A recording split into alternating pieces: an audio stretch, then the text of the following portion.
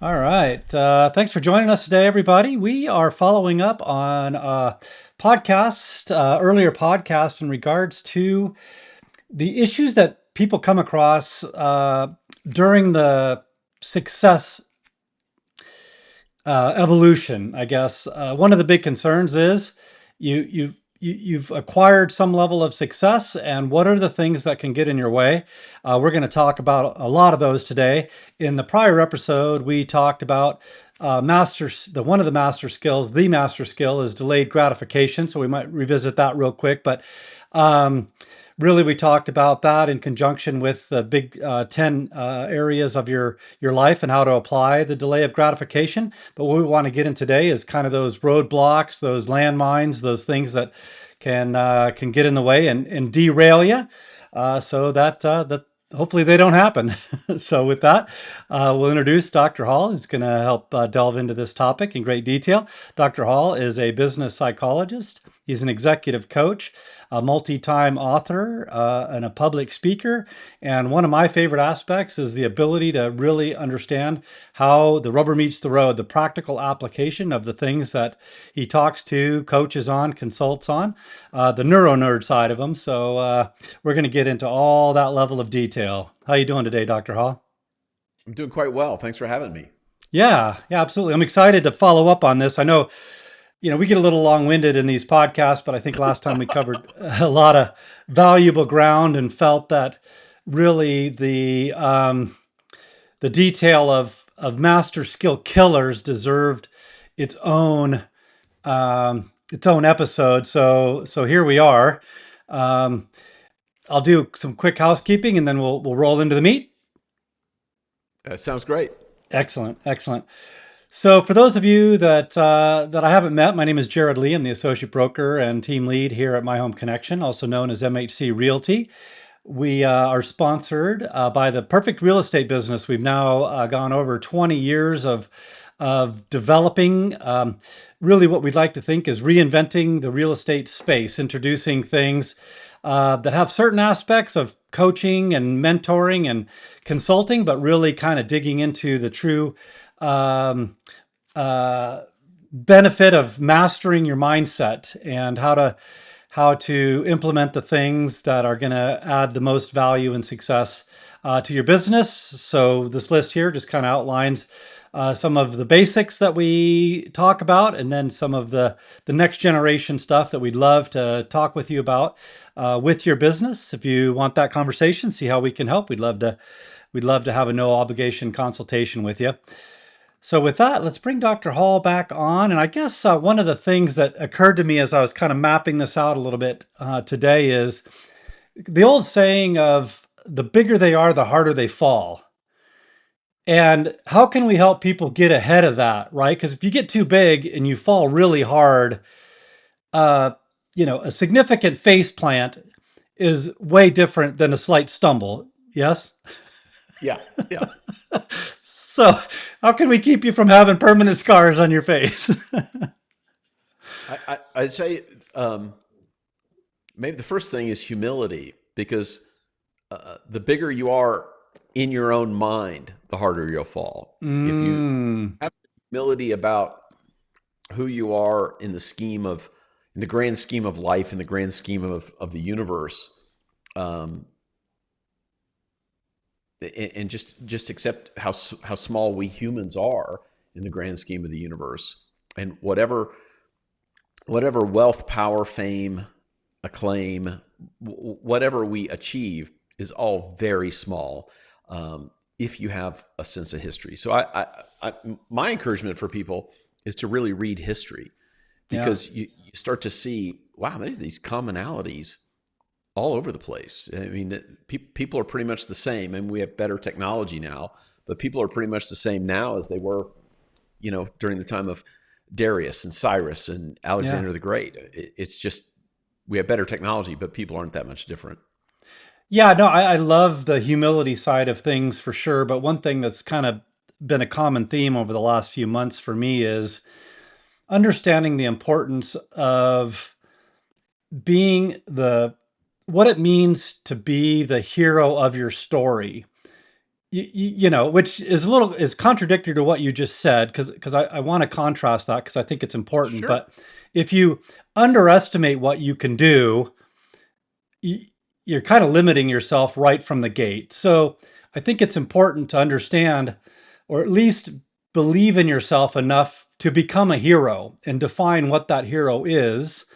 I think that's a great thing. But to your point, you become too much of a hero in your own mind, and now you just create problems. So I think that's a balancing act, right? That's the other common theme I've been talking or thinking, excuse me, thinking a lot about is, balance. How do you balance things? And I think it's giving yourself enough credit for your God-given skills and talents, yet not thinking too highly of yourself to end up putting yourself in a bad situation. Yeah. We probably talked before, Jerod, about the Aristotelian, the golden mean that Aristotle talked about. Okay. He said for every virtue, there's a middle. He calls it the mean, meaning middle or Mm-hmm. average. Mm-hmm. And he calls it the golden mean. It's the golden average, Mm. which is whatever virtue you have is the middle. Too little of it is a vice. Too much of it is a vice. And I think the same is Mm. true with confidence. You can get too much confidence in yourself, and you have narcissism and arrogance, and those are vices. And on the other side, you have obsequiousness and self-abasement, which are also vices. Mm-hmm. And so I would encourage people to look at themselves accurately. And when you look at yourself accurately, you really do find that you have a lot of strengths and you can do a lot. I talked to somebody once who was on that self-abasing side. And he said, my central problem is pride.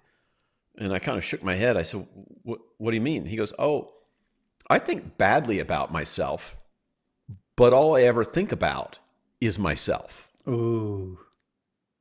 Wow. And that, I mean, it's a great self observation that he made, Yeah. but it illustrated to me, it was a great insight for me that it really is. It's not thinking too much of yourself or too little of yourself. It's having an accurate view of yourself. Yeah. Yeah. Yeah. I love that. I think giving yourself credit for who you are and the talent you Yeah. have, because everybody's Sure. been giving the talents, but then just kind of rein it in to figure out, are you getting ahead of yourself? So we're gonna get into a lot of Yeah. detail about the things that can cripple that success, right? Because ideally, everybody would have success in their life. Hopefully, you would have defined what that is in a lot of different areas in your life. We'll talk about balance, speaking of a little bit more. Yeah. Having success in a number of different areas of your life. Which let's see, we put that into the slide here. So let's talk real quickly about that before we get into the things that'll kind of cripple that, because one of the topics is the unbalanced life.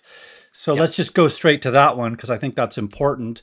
Your Big Ten are kind of the areas that you advise in your expedition book and your Staying happy, being productive book is thank based you. on the Big Ten. Yeah. Yeah. Yep. Yeah. I kind of divided it up into 10. Other people divided it into 6 or 7 or 4. You can get any number.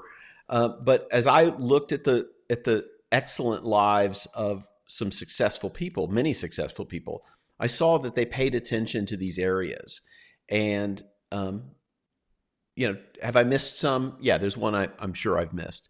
And if I was to rewrite the book again, I'd add it. But these 10, I think, are areas that you kind of view them as spokes on a wheel. And if you have a broken spoke, it's going to be lopsided. Or if you only have one spoke, it's really going to be lopsided. Right. So it's important to see where are you strong and where are you weak on all of these different variables. And so it's work life, your interaction with the world of work, money life, which is very much related to work life, but how are you going to interact with money, and do you have a fulsome appreciation of both the benefits and the weaknesses of money? Exercise life, which is how do you move your body? How do you how do you behave to keep yourself fit, physically fit, which is mentally fit ultimately. Nutritional life, which is what are you putting into your system? And it's not just food, but it includes food. It includes medicines. It includes vitamins and supplements, whatever you put in your life. People say, well, why don't you just call that health life? And I don't call it health life because if you get hit by a bus, you're not in control of that. Each one of these, you have some degree of control over, but you don't have full control over your health. Love life, which is your primary love relationships. Social life are those friendship relationships around those primary love relationships. Sleep and rest life, that's both the quietness of your mind and then sleep every night. Recreational life, which is, are you having fun? And then the last two are thought life and spiritual life. And do you have a disciplined mental life? Do you discipline your thinkings? Do you monitor and manage your thinking? And then spiritual life, are you part of it?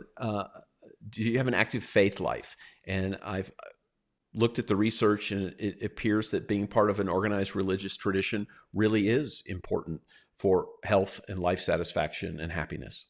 So those are the things that I encourage people to keep measuring to see, are they in balance? And if you got a spoke in your wheel that's shorter or broken, your life's going to be lopsided. I think a good example of that one is I've heard it just recently, but I'm sure I've heard it in the past, is we all have many problems until we're unhealthy. And then we have one problem. Then we have one problem. Yes, I've heard And that as well. I think it's beautiful, right? Because you're like, hey, what Yeah, about my relationship here? What about my finances here? And, you're just ruminating yeah, on a lot of different things. And all of a sudden you're sick and you're like, hey, everything goes to the wayside and I'm sick. I got to yeah. figure this out before I can focus on those because I'm sick. I'm low energy. I'm distracted. I'm just not able to kind of go pursue those things. I think that's a really good example. I think it's a great example, and I think becoming ill is a great humility bringer, because Mm, if you think you're strong and powerful and you're the master of the universe, and then your body in some way or another gives out and you can't do anything, then you start to think, oh, that's hubris. yeah. I've been thinking too highly of myself. I don't want to get too morbid here, but I think this is something that we all should contend with sooner than later because I think it shifts your perspective on life, and that is mortality. You Hmm. talk about the ultimate health issue. Hey, I'm dead. Uh, it caught up with me way sooner than later that I would be thinking about um, other people's mortality and then subsequently mine.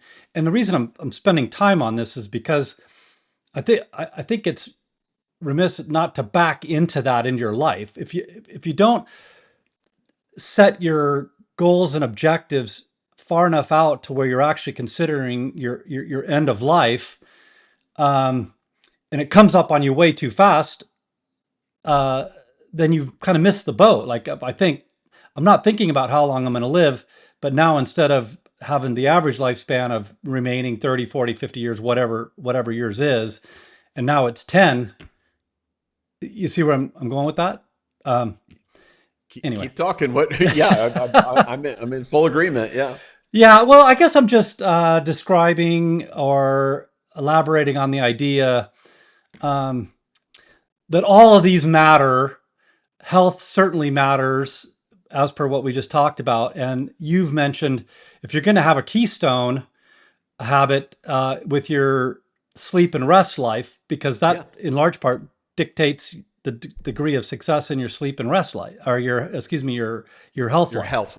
Yeah. Yeah. Yeah.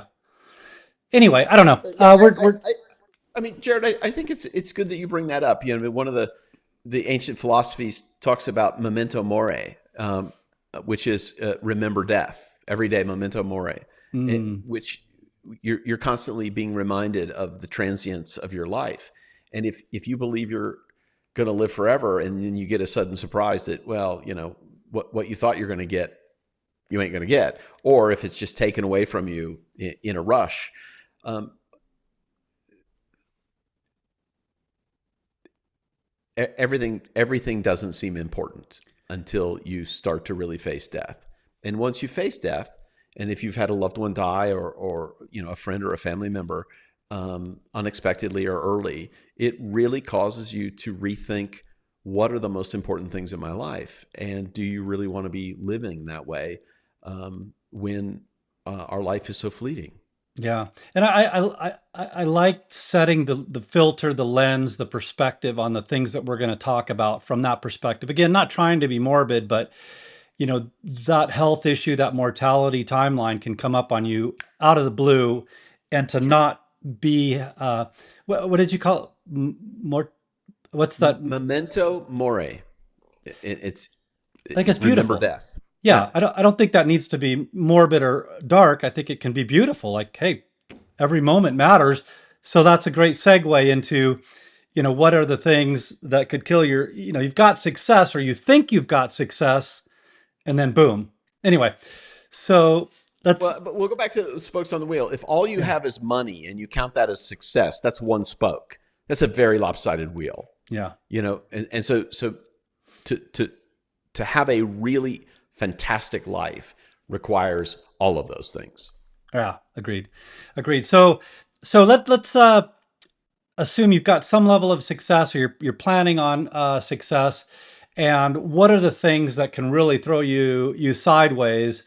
And we've talked about this a little bit in the past, and that is, and you alluded to it earlier, right? Your pride seeps in. Your humility is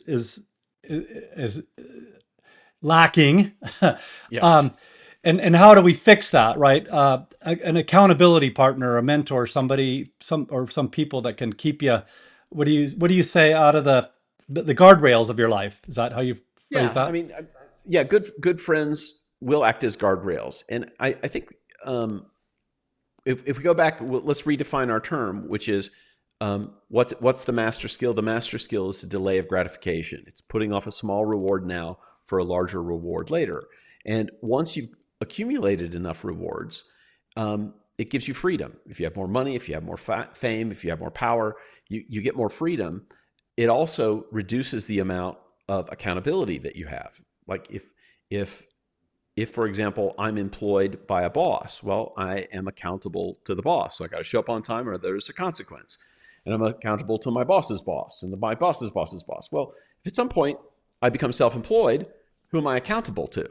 Well, a lot of people have trouble going from employment to self-employment to entrepreneurship because they're accountable to no individual boss, and they have not learned how to self-regulate.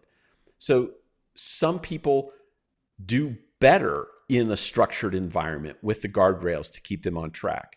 Entrepreneurs tend to push against those guardrails. But in order for them to be successful, they have to have guardrails. And so I encourage people to find like-minded people who will walk alongside you. And one of the difficulties I have with many kind of organizational accountability groups is they're false. You mix a group of people together, say you're an accountability group. Well, if you don't respect or care about their opinions, I'm not going to be accountable to those people. Yeah, I'll lie to them every day yeah. because they don't matter to me. They have to matter to you. You have to respect them. And so you won't put yourself as an entrepreneur in an accountability relationship with somebody you don't respect. And it's so much more important that you respect them than you like them Mm, for this role. yeah. Because if you like them but they're a pushover, oh, that is easy. I Right. don't. But if you really respect them, then you'll pony up and you'll be honest. One of the groups, like there's a number of people and groups in history that have had success and didn't have guardrails, didn't have accountability, and their lives just collapsed Sure. in disastrous ways. Is the one that sticks in my mind the most is rock and roll, right? So I grew up Easy examples. a lot in the 80s. That was their thing, right? I'm gonna have everything. I'm gonna have sex, drug, rock and roll, Right. alcohol, everything that I think I'm gonna want. And why would somebody tell me not to do that stuff if that's what I think makes me successful, is to have all those things? You know what I mean? Like, it's just set up for failure. Well, it is set for failure, but we'll use drugs as an example. Drugs are immediately rewarding. Drugs do everything they say they're going to do right now. They only take away later. So Yes. it's the opposite of the delay of gratification. They provide everything they promise immediately, immediate gratification, but later comes the price. And disciplined people do the opposite, which is they pay the price now and get the reward later. And so, when you introduce things like drugs into the sequence, um, it goes against that. And so lack of accountability means you have to respect them enough. If a person says, if you do that again, I'm going to go back, I'm going to take you out back, and I'm going to beat you. I mean, to hold you accountable. And if you don't care their opinion or what they're going to do to you, then you'll continue on your way. So it really has to be people that you respect. Yeah. Yeah. You had mentioned quite some time ago that there are musicians that do have a delay of gratification aspect. These are these people that have been in the spotlight for 30, 40, sometimes 50 years. And I've heard you say these people they eat well, exercise well, get their rest. I mean, they're in the back warming up their vocal cords. Like those are the people that stick, Yes. not the ones that do whatever they want when they want. Those are, kind of, uh, you know, Flash in the pan. thank you. That's what I was looking Yeah. for. Yeah. Yeah. Yeah. The people who keep touring, the people who keep performing, it's work. It's really hard work. And in order to keep doing that grind, you've got to be disciplined. And I've had, reasonably good seats at watching the lives of some famous people, and they do those things. They eat healthy, they work on their relationships, they're prepping for their shows, they're making sure they're physically fit, and they realize they have a responsibility to their audience because their audience has paid money to see them perform. And if they go out and do a not great job, well, they haven't really earned their money. And so they realize, okay, this is an exchange. And so I'm out here to do my job. And so Yeah. they prep that way. Yeah. Yeah. So the accountability, I think it's just it's on us to go find that accountability partner, that person that we respect, that is an agreed upon uh, dynamic of the relationship that I'm going to hold you accountable. I'm going to call you out when you do these things or don't do these other things. Yeah, and I frankly think, Jerod, those don't start out as accountability relationships, because the accountability comes from earned respect, and it comes from, like any relationship, building over time, exchanging information, exchanging trust, showing that you're worthy of that trust. And so it takes a long time to find somebody to whom or with whom you can be accountable. So you just don't walk to somebody on the street and go, "Hey, I respect you. Yeah. We're going Yeah. to be accountability partners." That's going to collapse. Yeah, staying in the same kind of genre, the story of Kiss is something I've heard fairly recently. The more detailed story, and that is Gene Simmons and Paul Stanley. And you're describing exactly what I think I've heard of their story, is that they didn't initially have a good friendship. Actually, it barely came together. And Gene Simmons was just that guy that kind of commanded a lot of respect and discipline and focus on business. And, they are in large part, well, both of them, but, he had that kind of business acumen.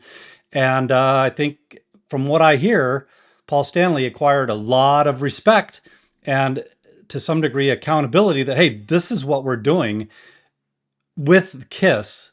We're not here to participate in drugs, sex, and rock and roll per se. We're here to grow a long-standing business. Those Yeah, things might fall out of it, and obviously they lean more in some directions than others. But anyway, yeah, and you see, and we're still in rock and roll. You see people who go through periods in their life where they got overwhelmed with excessive drug or excessive drink, but they continued on because they got themselves sober, or they got themselves clean, and they went on and they said, "Oh, I got a really good thing going here. I need to get my act together." And so, you know, I love that redemptive story. You know, Yeah. it's sad that they had to go into that you know that bad place, but I love I love that there are people out there continuing to perform after 40 years because they got themselves put together. I mean Yeah. that's Well, a quintessentially American thing. We love the comeback story, and we don't care well, where you're from. We just love the comeback yeah. story. Yeah, no, I think it's a great thing. And I think it's a really good point that aren't we all going to have some level of comeback? Because if we do anything in life, we're in life long enough. I don't care how many resources we have or how impervious to to failure or problems we think we are. It's life, right? Illness, relationships. So I guess what I'm Well, saying is but at some point we're going to stumble. every one of us is going to stumble, but then the question becomes, what do you do after the stumble? Right. Because Yep. because the road is full of people who just gave up at the bottom, Yeah. and they become cautionary tales for everyone else. Oh, don't be like that person, and they're Yeah. sad. They're really sad. Um, the, the the hopeful part for all of us is, oh, okay, when they come back, it's because they use their disciplines, that they did start to um, they collected themselves and started to delay gratification and put in the hard work again, and that's how they got back to the top. Yeah. Yeah. These are skills you should have to gain success and certainly Mhm. skills that you should have to recover from failure. Absolutely, Yeah. absolutely. And Yeah. we all have failure. It's what you do with it. Do you go Right. back and do you go back to work? Yeah. And then the degree in which your failure, you know, how big your failure was, and this will hopefully make for a good segue into the next topic, and that's relationships. Right? You have, Mhm. let's say, business relationships.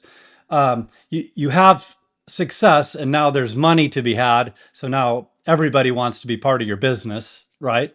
Um, and if you're haphazardly making those alliances or those business partnerships, right? We've heard number of stories of embezzlement and you know just all kinds of things because people didn't put thought into what does this relationship mean in my Right. life, and a lot of people have been decimated because of poor business relationships. Yeah, and when you achieve some level, especially of financial success, there are people who will circle you in order to siphon off some of that supply, and so trust is an important part, uh, or yeah, trust is an important part of success. Um, if you trust the wrong people, they will betray you. So part of it is, as intoxicating as it is to get in tight with a person, delay that gratification and go slow. Good relationships form slowly. I am very distrustful of relationships that happen very, very quickly because that's just not how people work. Right. We can fall in love right away, but infatuation, as fun as it is, as highly as I recommend it, it doesn't make a relationship last. I love your focus on trust. Timely stuff here, but I'd also kind of heard some commentary on SEAL Team 6 and how it is that they select members of that particular elite group, right? SEALs are just elite inherently, and now you have Yeah. a hyper elite group of that. And the comment was, how do they decide who comes on to SEAL Team 6? And one of them, on an axis is performance, and then the other is trust. And Yeah. actually, Those are they great lean variables. yeah, they lean more heavily on trust than they do on performance. Oddly, because a lot of performance oriented people have proven themselves to be distrustful. And anyway, that's kind of a side issue. But I guess my point is Yeah. what you just said. If you're gonna, whether it's a personal relationship or a business relationship, don't move fast because you have to build the trust. Because if you don't have the trust, there can be a high degree of likelihood of colossal failure associated to that relationship. Right. And if you've got a history of quickly trusting people, I would encourage you just slow it down. That's in romantic relationships and business relationships, just slow it down. What seems good at first may not be that great. I knew a woman who was a guidance counselor, and she'd always talk to the new kids at school, and she'd say, I just want you to know the first kid who comes up to you on the playground and wants to be your best friend is probably not going to be your best friend. Wow. Life lesson. Life lesson. I mean, and it must be very confusing to a second or third grader to get that lesson, but it's a very good lesson. Yeah. That sometimes there are people who want to be friends with you for reasons that are not going to make them trustworthy and your best friend. Yeah. Yeah. Well, I love the fact that she kind of created that awareness, because when it does happen, your world isn't so turned upside down. You're like, well, that shouldn't have happened. Like, well, somebody said that it was probably going to happen. Yeah, she said it was going to happen, and it did. Huh? Okay. Yeah. Note to self. Anyway, well, let's chat a little bit about the poor planning thing, right? And I think you've already kind of addressed it. Well, first of all, we already went through the unbalanced life, so I went to poor planning. Well, can we also talk about romantic relationships? Yeah. Because very often, we touched on infatuation, but I want to clarify this. I have seen many really great lives destroyed by unhealthy romantic attachments. Mm-hmm. That people, they fall in love, and again, I strongly recommend infatuation. Everybody should experience it in their life, but be careful that you don't let that rule your life, because you can destroy a lot of things that you've built if you, quote, fall in love too quickly. Yeah. And well, again, actually, enjoy it, but set guardrails for yourself. Yeah. Well, I love the fact that you brought it up, because it speaks to the effort and the energy, the time that you need to put into that side of your life to make an assumption that you can be infatuated, fall in love, and it's just going to work. Yeah, good luck. Sometimes it happens, but not often. And I think it requires the same level of attention and focus that the other parts of your life do, if not more, right? Because now you have an intimate relationship that affects everything else, your emotional state, probably your sleep and rest, and just mental health and stability. So to not put that kind of energy into that relationship, and then get blindsided later, like, oh, now she's not only gone, but she's gone with half your stuff. I'm being harsh here, but I think, back to your earlier point, these top 10 all deserve a high level of focus and attention. Yeah, absolutely. So, thanks for coming back to that.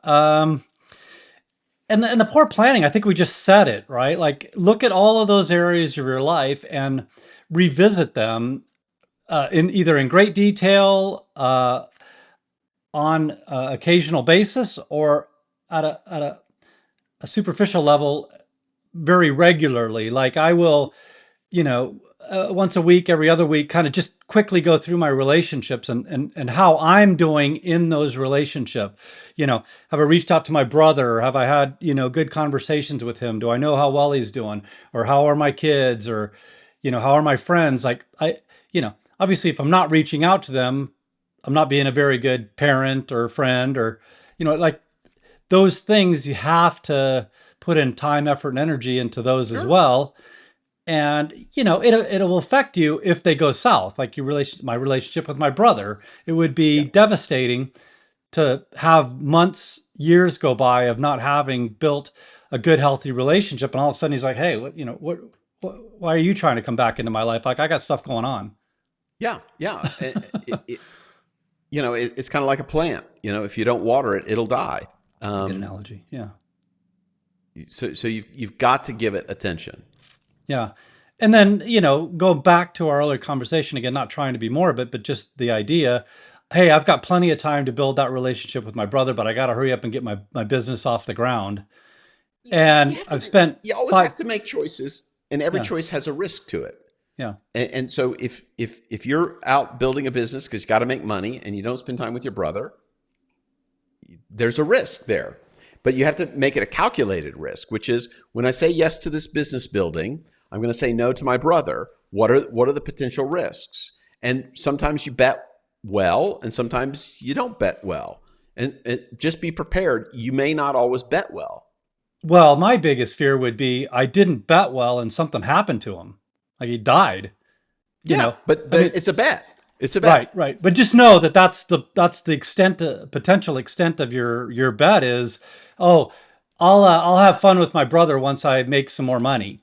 Yeah, yeah, Yeah, and I'll fix this later. Oh, yeah, okay. They may be dead, and you may not get to fix it. yeah. So Or they okay, might not be interested. They're like, dude, I got my own life going I, on, and you weren't there. yeah, Or so I'm, you can't go back. Anyway, just know, right? Know what your trade-offs are. If I'm investing here, I'm not yes, investing there. And yep, if I'm not investing in the 10 areas of my life, if you've defined them, what can happen? And it could be catastrophic. yeah, yeah, So, and that's why I focus so much on what you can control, your own efforts, because there's so much in our life that's not inside our control. And so you do your best with the things you control, and then you make bets on the things you don't control, other people's longevity, your own personal physical integrity. I mean, I could get hit by a meteor, right? I mean, it's very unlikely, um, but it could happen, and I could be gone, and that's the end. yeah, I don't get a do-over. yeah. Not improbable, but not impossible. And therefore, Right, you gotta factor it into the calculation. right, Yeah. yeah. So, what do you think about combining bad habits and character flaws, or do you think they're two separate? I think they're two separate things, but they play one into the other. But I do want to say one more thing about poor planning. Writing down your goals, writing down your priorities is an important part to planning. Just Mm, having it in your head is insufficient. I have my goals, the things that I'm seeking to achieve. I have them and I review them regularly. If I had never written them down, they'd be off in the wind. So if you want to be a good planner, you have to write it down. You have to document it. yeah, you're So not if you didn't plan it, you didn't write it down, you didn't think about it. You're certainly not going to monitor it. And if you're not monitoring, you're not managing it. So is it getting better? Is it getting worse? I don't know because I'm not paying any right. attention to it. And by the way, I think you'd agree that plan in all of the big 10 areas of your life, not just in one, all of them. What do what does my social life look like? Plan it. Don't Yeah. just say, hey, I'm going to have some friends. You're going to have some Well, friends. Okay. How exactly is that going to happen? Is the UPS driver going to magically deliver them? Um, you've got to come up with a plan for that change. Yes. yeah. And by the So way, while we're here, I think the social life is probably the most underestimated side of things because I think you alluded to it earlier in regards to a different aspect, but it's important here is the happiest, most joy-filled, uh, self-professed successful people are the ones that had good friends. yeah, they have relationships. They don't have to Yeah, have tons of relationships, but they have to have friends. I mean, no one gets there alone. yeah, You get, to quote Ringo, you get by with a little help with my friends yeah, yeah, yeah, or yeah. from And I my think friends. I heard something not too long ago about assessing whether your friends could be your pallbearers. Do you have you know enough people that would show up at your funeral to carry your casket? Um, That's what I call them. I call them casket carriers. You need about a half a dozen people who you think will be close enough to carry your casket. Right now, oh, maybe I heard that from you. yeah, I lost one, so now I have five, and I'm working to get the sixth. Yeah. And By the and way, it that takes takes years, if not decades, right? it takes decades. Yeah, Yeah. yeah. My newest friend, who's a casket carrier, I've known since 2006, so almost 20 years. Yeah. Yeah. That's Yeah. my Yeah. newest one. I mean, my Wow. oldest one I've known since the ninth grade. Yeah. So it takes a long time, and you know the people who are in orbit for position number six I've known for 15 years. So Yeah. none of this happens quickly. Yeah. And by the way, aren't these great accountability partners? They are, yeah. If I'll allow them to be, but yes, they are. Yeah, I mean, they certainly could be. Likelihood, if you've been friends that long, you respect them, I and do. Yeah. if they're good friends, they care about you and they're willing to step up and And say, they "Hey, do. Yeah. man, you know that lottery you won and all that money you got? You've kind of become a, Kind of become a jerk. Yeah. yeah, Yeah. You need people who say, cut that out. Quit being such a jerk. Yeah. yeah, yeah. I love it. Um, So habits and character. yes.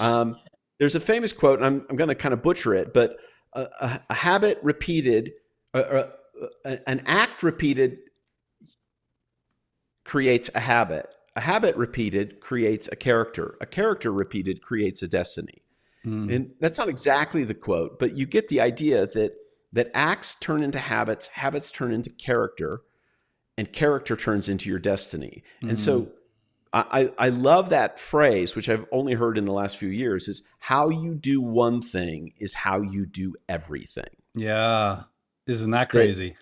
yeah, if you don't take care of the little things, you're not going to take care of the big things. So take care of the little things.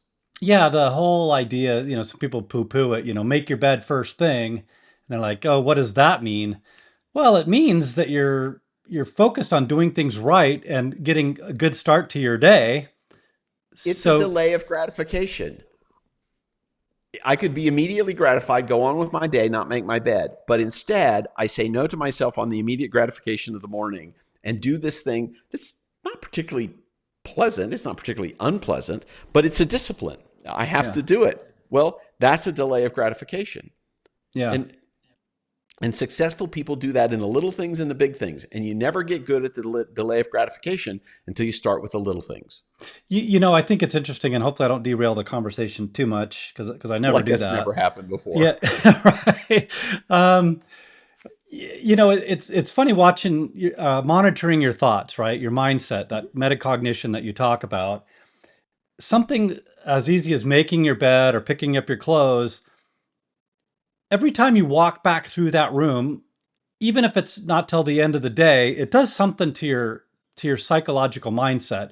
When you see your room pristine, you're like, "Hey, I feel good." Uh, Yeah.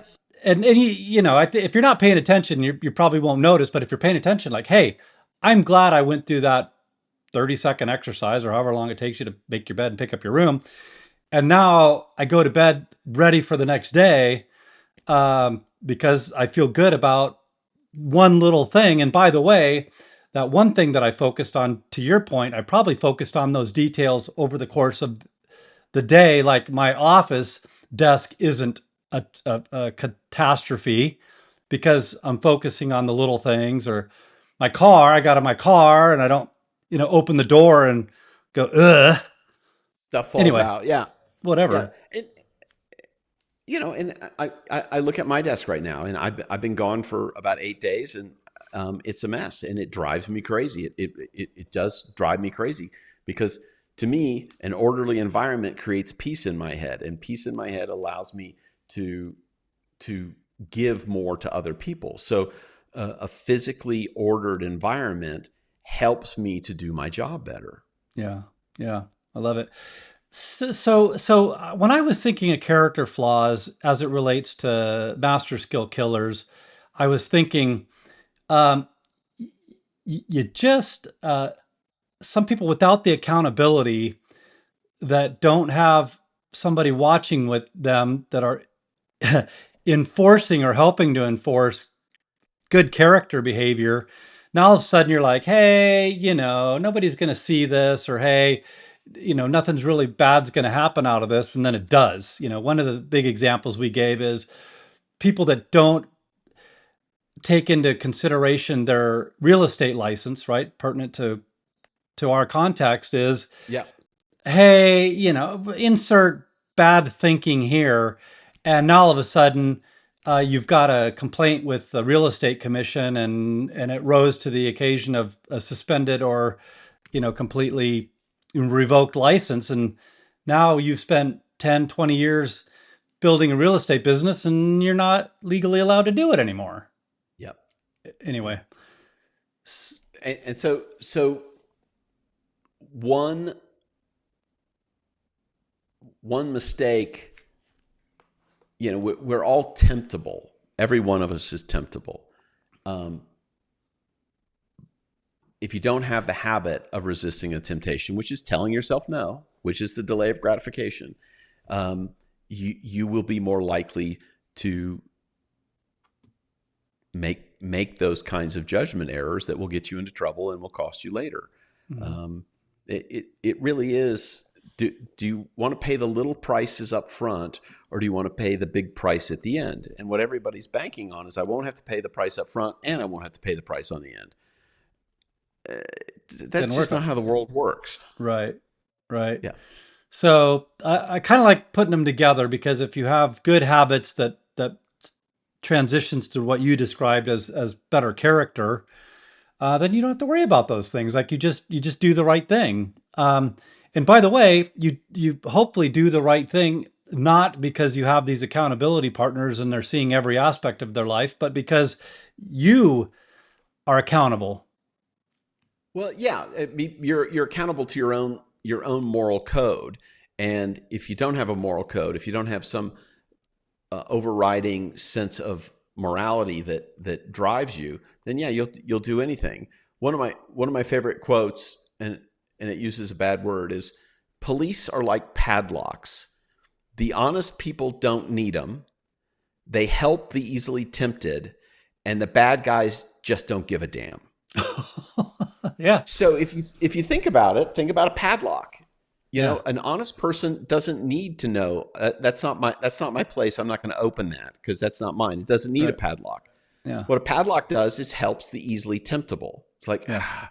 I want to do it, but it's a lot of trouble, and so it creates a little bit of a hurdle. Yeah. But the bad guys, they're going to break the lock and take your stuff anyway. Yeah. And so an accountability person, which is the police, they help the easily temptable. Well, at some point, we're all easily temptable.